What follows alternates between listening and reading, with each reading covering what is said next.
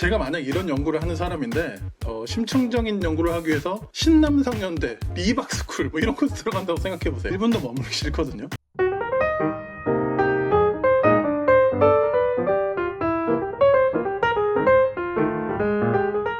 네, 안녕하세요. 붉은PD입니다. 이번 주는 용도사님이 개인 일정이 있어서 오늘만 제가 땜빵. 원래 그 용도사님과 제가 처음 그 금요일 책에 빠지다라는 팟캐스트를 시작할 때 용도사님이 신학과 인문학 서적을 하시고 제가 소설책을 소개하는 식으로 했던 거 혹시 아시는 분이 아직도 계신지 모르겠네요. 이게 다 저희 취향을 따라서 이제 정해졌던 건데요. 이왕 오늘 제가 소개하기로 한 거 무슨 책을 소개할까 고민하다가 그동안 용도사님이 보여줬던 맥락을 좀 이어받으면서도 조금 다른 분야를 소개하면 좋겠다 싶더라고요.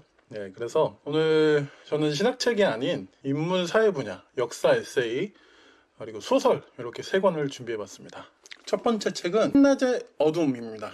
네, 한겨레 출판에서 나왔고 소제목은 극단주의는 어떻게 사람들을 사로잡는가입니다. 율리아 에브나라는 정치학자이자 반극단주의 활동가가 쓴 책인데요. 한국에는 이제 2021년에 출간된 책입니다. 이분이 그 극단주의 운동을 연구하는데 하다 보니까 이제 성에 안 차는 거죠. 그래서 결국 극단주의 운동에 직접 들어가게 됩니다. 그래서 첫 장부터 바로 네오나치 다가가서 잠입을 하십니다. 제가 만약 이런 연구를 하는 사람인데 더 심층적인 연구를 하기 위해서 신남성연대, 미박스쿨 뭐 이런 코스 들어간다고 생각해보세요. 1분도 머무르기 싫거든요. 이거 사실 너무 위험한 일이죠. 저자의 이런 과감성 때문에 책을 읽자마자 막 몰입이 바로 됩니다. 그리고 목차를 보시면 저자가 이 막 잠입하고 연구한 곳이 이제 쭉 나오거든요. 정말 다리가 후들거립니다. 또한 충실한 학문성까지 담보하고 있어요. 결국 이 책을 읽다 보면 우리나라의 현실을 떠올릴 수밖에 없는 그런 책인 것 같습니다. 두 번째 책은 이 책입니다. 전두환의 마지막 33년이라는 책입니다. 정하은 작가님이 쓰신 역사 에세이고요. 사이드웨이에서 출판됐습니다.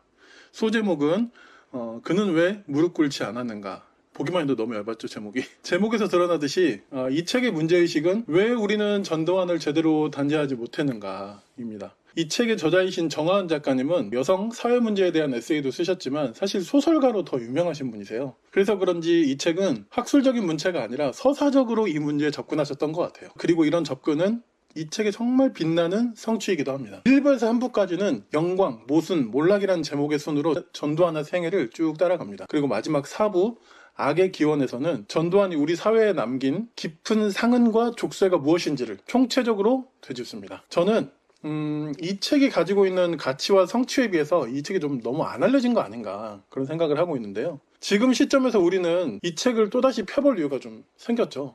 바로 2024년 12월 3일 내란숙의 윤석열의 계엄 때문입니다. 많은 분들이 계엄 당일에도 충격받으셨겠지만 사실 그만큼 또 충격적이었던 날은 윤석열이 구속 취소가 돼서 구치소에서 기어 나오면서 이렇게 막 손 흔들던 날 기억하실 거예요. 지금 이 영상을 찍는 시기는 사실 이미 대통령까지 우리가 새롭게 선출한 날인데요. 그럼에도 불구하고 윤석열이 아직도 또 구속되지 않고 밖을 활보하고 보리밥 먹으러 다니고 이러고 있어요. 전두환을 단죄하지 못한 역사, 우리가 또 되풀이하면 안 되겠죠. 이 나라의 민주주의를 짓밟으려 했던 내란 수괴에 대한 단죄는 철저하게 해야 됩니다. 평생 사면 없이 죄값을 치르게 만들어야 되지 않을까요? 안타깝게도 이 책을 쓰신 정하은 작가님은 작년 12월에 급작스러운 사고로 세상을 떠나셨습니다. 돌아가시기 직전에 했던 인터뷰에서 정하은 작가님은 12.3 계엄은 처단받지 않은 전두환 쿠데타의 후과라는 말씀을 남기셨습니다. 나중에 검색해보시면 주간 경향 기사에 이 기사가 실려 있는데 꼭 한번 읽어보셔도 좋을 것 같습니다. 그리고 정하은 작가님의 소설 작품도 저는 꼭 읽어보시면 좋겠어요. 특히 잠실동 사람들이라는 작품은 제가 읽은 소설 중에 정말 손에 꼽히는 작품이거든요. 정하은 작가님의 그런 풍성한 작품 세계가 더 많이 알려주면 좋겠습니다. 마지막으로 소개할 책은 백가흠 작가님의 아쿠아마린입니다. 은행나무에서 출판되었고요. 백가흠 작가님은 2001년에 서울신문 신춘문예를 통해 등단하셨고 현재는 계명대학교 문예창작학과 교수로 재직 중이라고 하시네요. 저는 이 소설을 이 문구 때문에 읽게 됐어요. 이제 잠잠하고 고요한 아쿠아마린의 빛으로 함몰되어라. 이게 뭐지? 근데 출판사 제공 카드 리뷰 첫 페이지는 이렇게 되어 있어요. 어느 봄날 청계천에서 여자의 것으로 보이는 잘린 왼쪽 손이 발견됐다. 야, 이거 뭐냐? 저로서는 안 읽어볼 도리가 없는 거예요. 그래서 이제 사서 이제 책을 펴보니까 목차 다음 페이지에 이제 성경 구절이 욥기 21장 7절 말씀인데 이렇게 써 있습니다. 악한 자들이 오래 살며 늙을수록 점점 더 건강하니 어찌된 일인가. 범상치가 않죠. 배상훈 프로파일러는 추천사에 또 이렇게 쓰고 있습니다.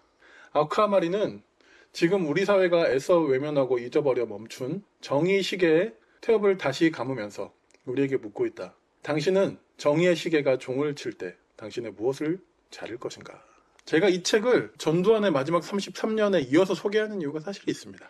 이 책을 마지막까지 읽은 분이라면 동의하실 것 같아요. 근데 이 소설에서 말하는 단죄의 대상은 특정 인물에만 국한하지는 않는다고 생각합니다. 이 나라에는 무수한 지연된 정의, 단죄하지 못한 범죄자, 미약한 처벌에 거친 중대재해를 일으킨 사업장과 책임자 등 무수히 많죠. 내 일이 아니고 나의 일상에 크게 해를 끼치지 않는다는 이유로 우리는 자주 스스로 눈을 가리고 맙니다. 이런 책들을 곁에 두고 읽을 때 우리의 사회적, 역사적 감수성도 더 커지지 않을까 싶네요. 그리고 아쿠아마린은 장르적 즐거움도 충분합니다. 하드보일드 추리물 같은 느낌으로 사건이 전개되는데 그걸 따라 읽는 것만으로도 소설에 푹 잠기실 수 있으실 겁니다. 네, 저는 이렇게 해서 3권의 책을 소개했습니다. 다음 주에는 다시 용도사님이 돌아오시니까요. 기대 많이 해주세요. 감사합니다. 안녕.